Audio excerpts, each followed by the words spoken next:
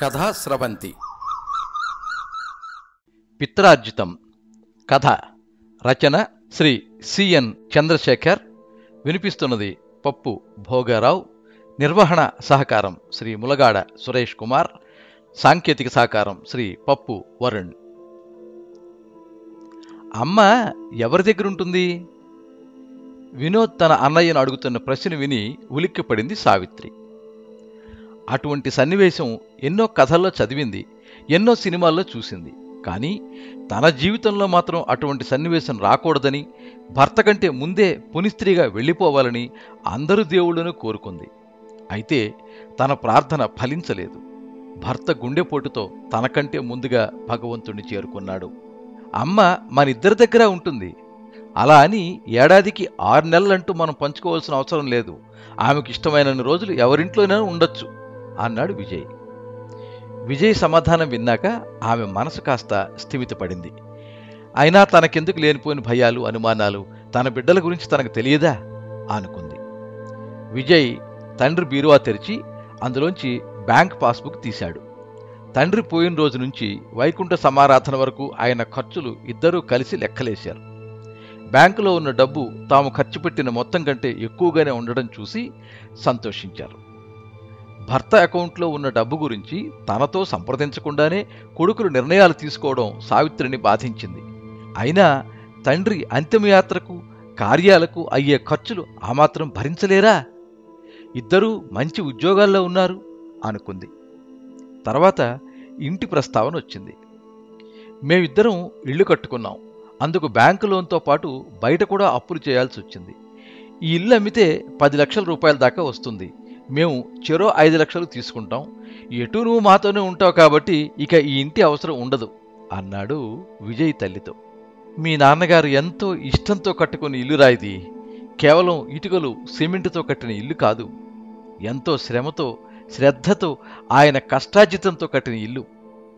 ఈ ఇంట్లో ఎన్నో శుభకార్యాలు జరిగాయి. మీ చదువులు, ఆటలు, మీ భార్యల సీమంతాలు, మీ పిల్లల బారసాలలు అన్నీ ఈ ఇంట్లోనే జరిగాయి. ఎంతోమంది బంధువులు, స్నేహితులు ఈ ఇంటికి వచ్చి మన ఆతిథ్యాన్ని స్వీకరించి మనసారా దీవించి వెళ్ళారు. మనకెన్నో తీయని అనుభూతుల్ని, మీ నాన్నగారికి తృప్తిని, ఆనందాన్ని ఇచ్చిన ఈ ఇంటిని అమ్మడం నాకు ఇష్టం లేదురా అంది సావిత్రి. మనిషే పోయాక ఇల్లెందుకమ్మా? మా ఇళ్లకి బంధువులు, మిత్రులు వస్తారు. అక్కడ కొత్త అనుభూతులకు స్వాగతం పలుకుదాం. పైగా ఆర్థికంగా మేము ఇబ్బందుల్లో ఉన్నాం. ఇల్లు అమ్మితే వచ్చే డబ్బులతో మా సమస్యలు తీరితే నాన్న ఆత్మ కూడా సంతోషిస్తుంది అన్నాడు వినోద్. లేదురా, ఆయనకు ఇల్లు అంటే ప్రాణం.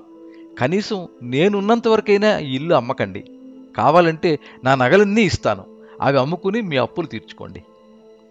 నీ నగలు ఎన్ని ఉన్నాయమ్మా? అన్నీ అమ్మినా 50,000 రావు అన్నాడు విజయ్ విసుగ్గా. అమ్మా, ఇంటి డాక్యుమెంట్లు కనపడడం లేదు. బ్యాంకు లాకర్లో పెట్టారా నాన్న?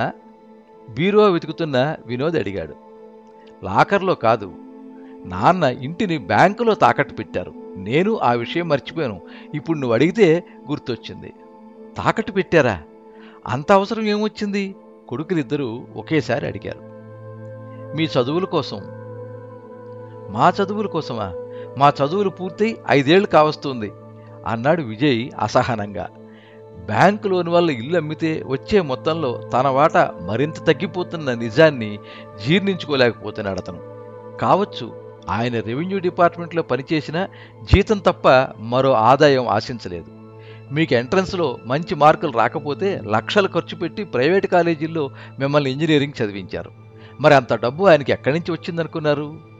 మీకు ఉద్యోగాలు వచ్చాక ఆయన అప్పుల గురించి మీరు అడుగుతారని, మీ వంతు సాయం చేస్తారని అనుకున్నాం.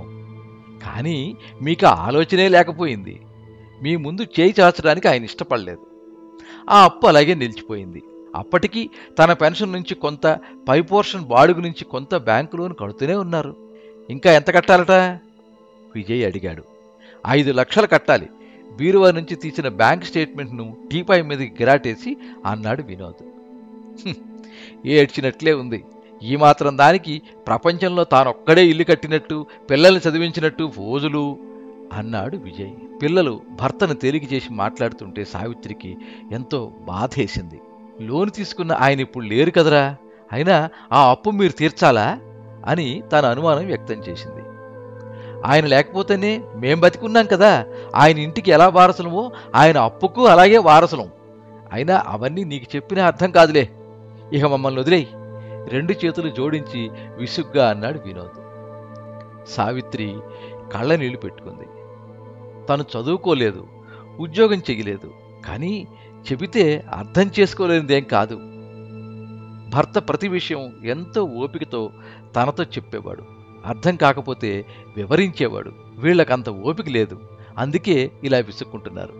వీళ్ళ కోసం, వీళ్ళ ఆరోగ్యం కోసం తను ఎన్ని పూజలు చేసింది, ఎన్ని రోజులు ఉపవాసాలుంది, ఎంత ఓపికతో అన్నీ అమర్చిపెట్టింది.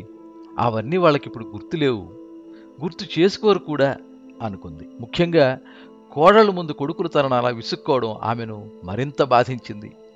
కోడళ్లను కూతుళ్లలా చూసుకున్నారు తను, భర్త. వాళ్ళు కల్పించుకుని భర్తల్ని వారించకపోవటం తనకు ఆశ్చర్యాన్ని కలిగిస్తోంది. ఆర్థిక అవసరాలు అభిమానాల్ని ఇంతగా చంపేస్తాయా అనుకుంటూ వంటింట్లోకి వెళ్ళిపోయింది. ఉదయం లేచిన సావిత్రి గడియారం వంక చూసింది. 7 గంటలు చూపిస్తుంది. అబ్బా, ఇంతసేపు ఎలా నిద్రపోయాను అనుకుంటూ పిల్లల గదిలోకి నడవపోయింది. ఇంతలో కొడుకులు తమ కుటుంబాలతో ఉదయమే ఊరికి వెళ్ళిపోవడం గుర్తొచ్చింది ఆమెకు. రాత్రంతా ఏడ్చి ఏడ్చి నిద్రపోయేసరికి 12 దాటింది. తెల్లవారుజామునే పిల్లల ప్రయాణం. నిద్రలేమి వల్ల తల పగిలిపోతోంది.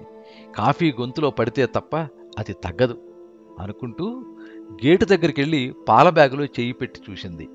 అది ఖాళీగా ఉంది.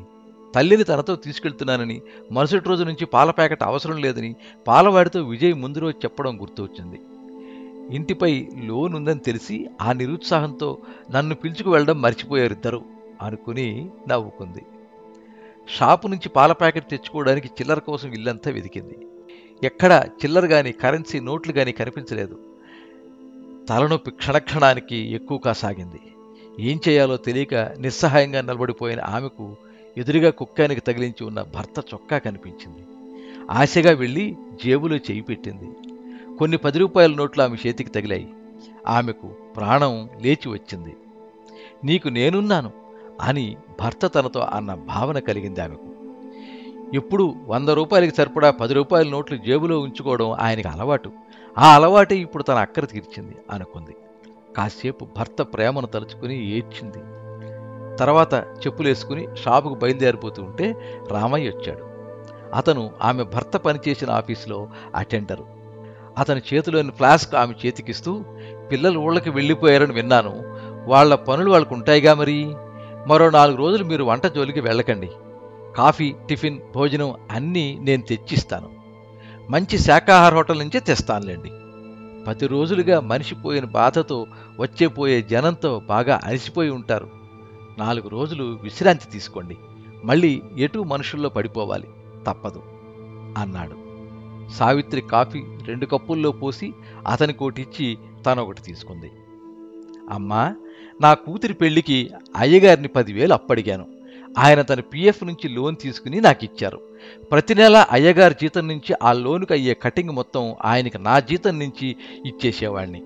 ఆయన రిటైర్ అయ్యే లోపు ఆ అప్పు తీర్చేయాలనుకున్నాను, కానీ సాధ్యం కాలేదు. ఆయన రిటైర్ అయినప్పుడు ఆ డబ్బుల్ని ఆయనకి ఇవ్వాల్సిన పిఎఫ్ నుంచి పట్టుకున్నారు. నేను ఈ నెల రిటైర్ అవుతున్నాను. నాకొచ్చే డబ్బుల్లోంచి మిగిలిన బాకీ మీకు ఇచ్చేస్తాను. అటువంటి గొప్ప వ్యక్తి అప్పు ఎగ్గొడితే నాకు మంచి జరగదమ్మా. ఆయన దేవుడమ్మా. అటువంటి మనుషుల్ని మళ్ళీ మనం చూడలేం అంటూ రామయ్య ఏడవసాగాడు. సావిత్రి కళ్ళ నిండా నీరు నిండింది. అమ్మా, మీ పెన్షన్ పేపర్లని నేనే తెచ్చి మీ సంతకం తీసుకుంటాను. ఈ విషయంలో మీకు సహాయం చేయడానికి మా ఆఫీసులో అందరూ సిద్ధంగా ఉన్నారు అని చెప్పి రామయ్య సెలవు తీసుకున్నాడు. ఆమెకు మళ్ళీ భర్త తనతో నేనున్నాను అన్న భావన కలిగింది. రామయ్య వెళ్ళిపోయాక రామయ్య తీసుకున్న అప్పు గురించి ఆయన నాకు చెప్పారు. కానీ 10,000 అప్పు తీసుకున్న రామయ్య అది తీర్చాలని తపన పడుతున్నాడే.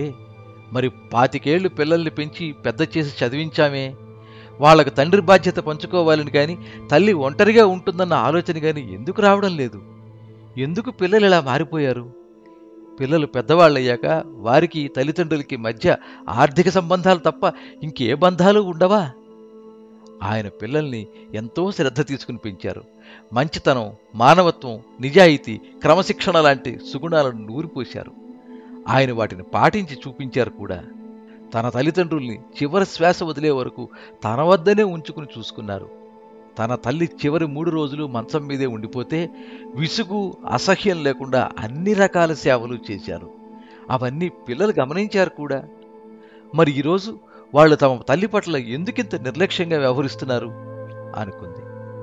వెంటనే తన ప్రశ్నకు సమాధానం కూడా దొరికింది ఆమెకు. ఆ కాలంలో టీవీలు, ఫ్రిడ్జ్లు లేవు. సంపాదించిన డబ్బు కుటుంబం కోసం, పిల్లల చదువుల కోసం ఖర్చు పెట్టేవారు. దుబారా ఖర్చులు చేసేవారు కాదు. రాబడి, ఖర్చు దాదాపు సమానం కావడంతో పెద్దగా అప్పులు చేసే అవసరం ఉండేది కాదు. తృప్తిగా మనశ్శాంతితో బతికేవారు. కానీ ఈనాటి పరిస్థితి వేరు. పెళ్ళైన వెంటనే TV, fridge, AC, computer, car అన్నీ కొనేయాలి. వీటిలో చాలా వస్తువులు స్టేటస్ సింబల్గా మారిపోయాయి. అవసరాలకు, విలాసాలకు తేడా తెలుసుకోలేకపోతున్నారు. ఇంటికి నిదానంగా ఒక్కొక్కటి అమర్చుకుందామన్న ఆలోచన, ఓపిక లేదు. పైగా ఫ్లాట్ల రేట్లు పెరుగుతున్నాయని, ఇన్కమ్ ట్యాక్స్ తగ్గుతుందని చేతిలో డబ్బులు లేకపోయినా ఇళ్లు కూడా కొనేస్తున్నారు. కంపెనీలు, బ్యాంకులు లోన్లు ధారాళంగా ఇస్తూ ఉండడంతో అన్ని లోన్లు తీసుకోవడం, జీతంలో ఇన్స్టాల్మెంట్లకు పోగా మిగిలింది చాలకపోవడం, దీంతో ఇబ్బందులు, విసుగు, అసహనం మొదలు. వీటన్నిటితో పాటు ఉద్యోగంలో ఒత్తిడులు, అభద్రతా భావం పెరుగుతున్నాయి. ఇన్ని ఒత్తిడుల మధ్య పాపం తల్లి ప్రేమ, ఆమె సేవలు వీళ్ళకి గుర్తు రావడం లేదు. ఉన్నంతలో తృప్తిగా బతకడం వీళ్ళకి ఎప్పుడు అలవాటవుతుందో అనుకుని బాధగా నిట్టూర్చింది. వారం రోజులు గడిచిపోయాయి. సావిత్రికి పిల్లల నుంచి ఫోన్ కాల్స్ లేవు. ఫోన్ మోగితే పిల్లల నుంచేమో అని ఆశగా ఫోన్ దగ్గరికి పరిగెడుతోంది. ఓ రోజు తన ఇంట్లోకి అడుగుపెట్టిన కొత్త వ్యక్తిని ఆశ్చర్యంగా చూసింది సావిత్రి. నా పేరు శ్రావణ్, బ్యాంకులో ఫీల్డ్ ఆఫీసర్ని అంటూ తన వివరాలు చెప్పాడతను. రండి కూర్చోండి అంటూ కుర్చీ చూపించింది. రామనాథం గారు, నేను క్లర్క్గా ఉన్నప్పటి నుంచి నాకు తెలుసు. ఆయన ఇల్లు కట్టడం కోసం, పిల్లల చదువుల కోసం, వాళ్ళ పెళ్లిళ్ల కోసం ఎన్నోసార్లు లోన్లు తీసుకున్నారు. అయితే ఆయన ఇన్స్టాల్మెంట్ కట్టకపోవడం అన్నది ఇంతవరకు జరగలేదు. మొదటిసారిగా ఆయన మార్ట్గేజ్ లోన్ ఇన్స్టాల్మెంట్ బాకీ పడింది. నాకు అనుమానం వచ్చి విచారిస్తే ఆయన చనిపోయారని తెలిసింది. మా బ్యాంకు క్రమశిక్షణ కలిగిన ఓ కస్టమర్ని కోల్పోయింది అన్నాడు బాధగా.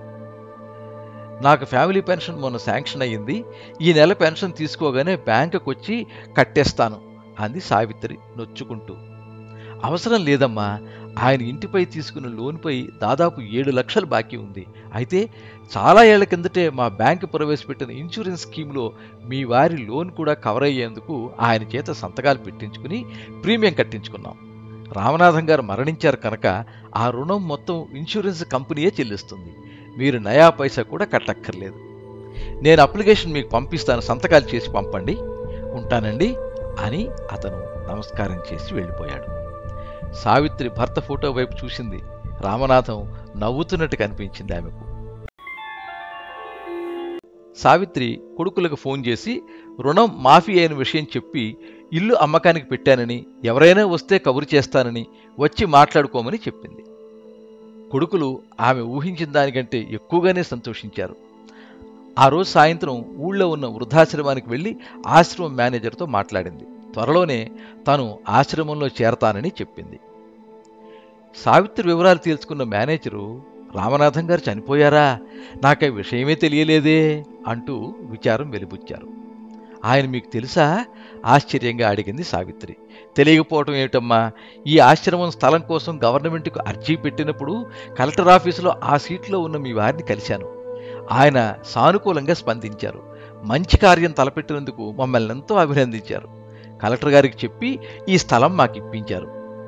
డిపార్ట్మెంట్లో ఆయనకున్న మంచి పేరు వల్ల కలెక్టర్ గారు వెంటనే ఒప్పుకున్నారు. ఇంత చేసిన ఆయన మా నుంచి ఒక్క పైసా కూడా ఆశించలేదు. అటువంటి వ్యక్తి భార్య అయిన మీరు ఓ అనాథల మా ఆశ్రమంలో చేరడం నాకు బాధగా ఉంది. మీకు అభ్యంతరం లేకపోతే మిమ్మల్ని మా ఇంటికి తీసుకువెళ్తాను. మాతో పాటు ఉండిపోండి, మిమ్మల్ని మా అమ్మలా చూసుకుంటాను అన్నాడు. సావిత్రికి కళ్ళలో నీళ్లు తిరిగాయి.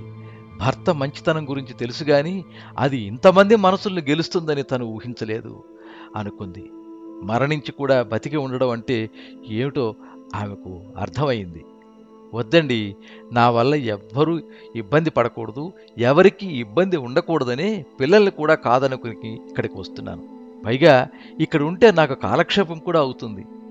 మీరు ఆ మాట అన్నందుకు నాకు చాలా సంతోషంగా ఉంది.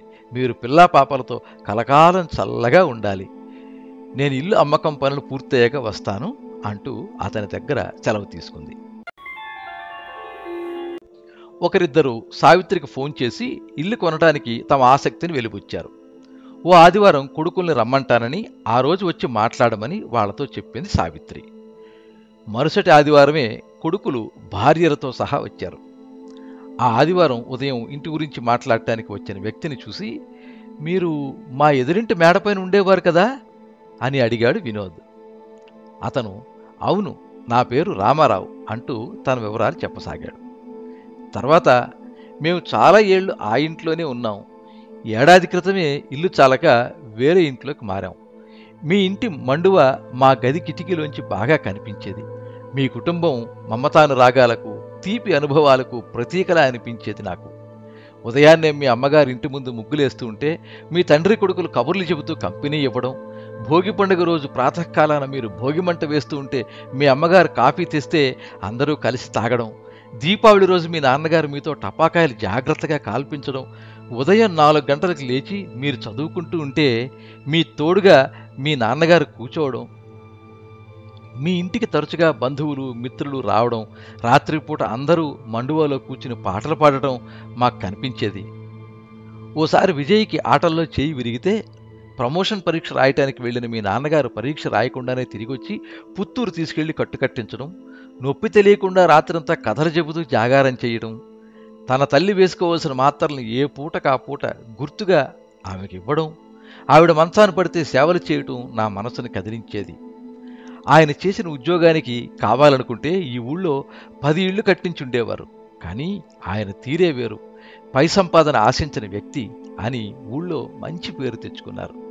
కళ్ల ముందు నోట్ల కట్టలు కనబడుతున్నా, అవసరాలు ఇబ్బంది పెడుతున్నా చలించక నీతికి కట్టుబడి వాటికి దూరంగా ఉండడం చాలా గొప్ప విషయం. ఇక మా ఇంట్లో ఎప్పుడూ గొడవలే. మా నాన్న గెజిటెడ్ ఆఫీసరు, లంచాలు బాగా తినేవాడు. ప్రతిరోజు తాగొచ్చి ఇంట్లో గొడవలు చేసేవాడు. మాకు చదువు తలకెక్కేది కాదు. ఆయన చనిపోతే ఆ ఆఫీసులో నాకు ఉద్యోగం ఇచ్చారు. ఇప్పుడు నా తమ్ముళ్లతో నాకు మనస్పర్ధలు పెరుగుతున్నాయి. వాళ్ళింకా జీవితంలో స్థిరపడలేదు. నాన్న ఉద్యోగం నాకు వచ్చింది కాబట్టి వాళ్ళని నేను పోషించాలంటారు. ఈ విషయంలో నాకు నా భార్యకు మధ్య గొడవలు. మనిషికి డబ్బు పుష్కలంగా లేకపోయినా ఉన్నంతలో జీవితాన్ని ఎంత ఆనందంగా అనుభవించవచ్చో మీ నాన్నగారిని చూశాక నాకు తెలిసింది. అందుకే మీ ఇల్లు కొని ఇందులో చేరితే ఆ అదృష్టం మాకు తగిలి మా సమస్యలు తగ్గుతాయని మా ఆశ. చదువుకునే రోజుల నుంచి ఈ ఇల్లు నా డ్రీమ్ హౌస్. ఇటువంటి మనుషుల మధ్య నేను లేనే అని ఎప్పుడూ బాధపడేవాణ్ణి. కనీసం ఈ ఇంట్లో నివసించే అవకాశం వస్తే అది నా అదృష్టంగా భావిస్తాను అన్నాడు రామారావు. రామారావు వెళ్ళిపోయాక విజయ్, వినోదులు మౌనంగా కూర్చుండిపోయారు. రామారావు చెప్పిన విషయాలే పదే పదే గుర్తుకు రాసాగాయి. తమ గుండెల్లో ఎంతో అపురూపంగా దాచుకోవాల్సిన జ్ఞాపకాల్ని పరాయి వ్యక్తి వచ్చి చెబితే తప్ప గుర్తు చేసుకోలేకపోయినందుకు సిగ్గుపడ్డారు. వాళ్ల మనసులో తప్పు చేసిన భావన కలిగింది. పశ్చాత్తాపం మొదలైంది. రాత్రి భోజనాల సమయంలో సావిత్రి కొడుకు కోడళ్లతో వాళ్ళు ఊరు వదిలి వెళ్ళాక జరిగిన విషయాలన్నీ చెప్పింది. రామయ్య బ్యాంక్ ఫీల్డ్ ఆఫీసరు, ఆశ్రమం మేనేజరు అన్న మాటల్ని చెప్పింది. అది విన్న కొడుకుల మనసులో పశ్చాత్తాపం మరింత పెరిగింది. వినోద్కు తండ్రి తమతో తరచుగా చెప్పే quotation, goodness is the only investment which never fails to earn dividends గుర్తొచ్చింది. నిజం నాన్న, మీ మంచితనం డివిడెండ్లు సంపాదించడమే కాదు, ఎంతోమంది హృదయాలను కూడా గెలుచుకుంది. మాలాంటి పాపాత్మల హృదయాలు తప్ప అనుకుని కళ్ళనీళ్లు పెట్టుకున్నాడు. విజయ్ తల్లితో, అమ్మా మమ్మల్ని క్షమించు. నాన్న మంచితనాన్ని ఇంతమంది గుర్తించినా మేము కొడుకులమై ఉండి గుర్తించలేకపోయాం. గొప్పలకు పోయి ఆర్థిక ఇబ్బందుల్లో పడి బయట వ్యక్తులు వచ్చి మన ఇంట్లో జరిగిన మధురమైన దృశ్యాల్ని గుర్తు చేస్తే తప్ప గుర్తుకు రాని పరిస్థితిలో ఉండిపోయాం. మనం ఇల్లు అమ్మవద్దు. కింది పోర్షన్ రామారావు గారికి అద్దెకిద్దాం. పై పోర్షన్ మాత్రం ఖాళీగా ఉంచుదాం. నువ్వు మాతో వచ్చేసేయి. ప్రతి సంవత్సరం వేసవిలో ఇక్కడికి వచ్చి ఓ వారం రోజులు హాయిగా గడుపుదాం, పాత రోజుల్ని గుర్తు చేసుకుని ఆనందిద్దాం అన్నాడు. అవునమ్మా, నిన్ను ఇన్నాళ్ళు నిర్లక్ష్యం చేసినందుకు సిగ్గుపడుతున్నాం. నువ్వు మాతో వచ్చేయి.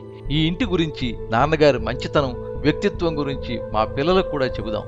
ఈ ఇంటితో పాటు ఆయన పాటించిన విలువలు కూడా వాళ్లకు వారసత్వంగా లభించని అన్నాడు. సావిత్రి భర్త ఫోటో వైపు చూసింది. ఆయన ఆనందంతో నవ్వుతున్నట్లు కనిపించింది ఆమెకు. అవును మరి, మానవత్వపు విలువల్ని పిల్లలకు ఆస్తిగా ఇచ్చారు ఆయన. వాళ్ళు వాటిని నిలుపుకుంటే ఆయన ఆత్మ సంతోషిస్తుంది అనుకుంది సంతృప్తిగా. ఈ కథ మీద మీ అమూల్యమైన అభిప్రాయాన్ని కింద కామెంట్ బాక్స్లో రాయండి. ఈ వీడియోని లైక్ చేయండి, మీ మిత్రులందరికీ షేర్ చేయండి. ఇలాంటి మరిన్ని మంచి కథలు వినిపించడానికి ఈ ఛానల్ని సబ్స్క్రైబ్ చేసుకోండి. పక్కనే ఉండే బెల్ ఐకాన్ని క్లిక్ చేస్తే ఇలా అప్లోడ్ చేసే వీడియోల వివరాలన్నీ కూడా మీకు ఎప్పటికప్పుడు నోటిఫికేషన్ ద్వారా తెలుస్తాయి. ఎప్పుడు మీ అభిమానాన్ని కోరుకునే పప్పు భోగారావు. సర్వే జనాః సుఖినో భవంతు. కథా స్రవంతి.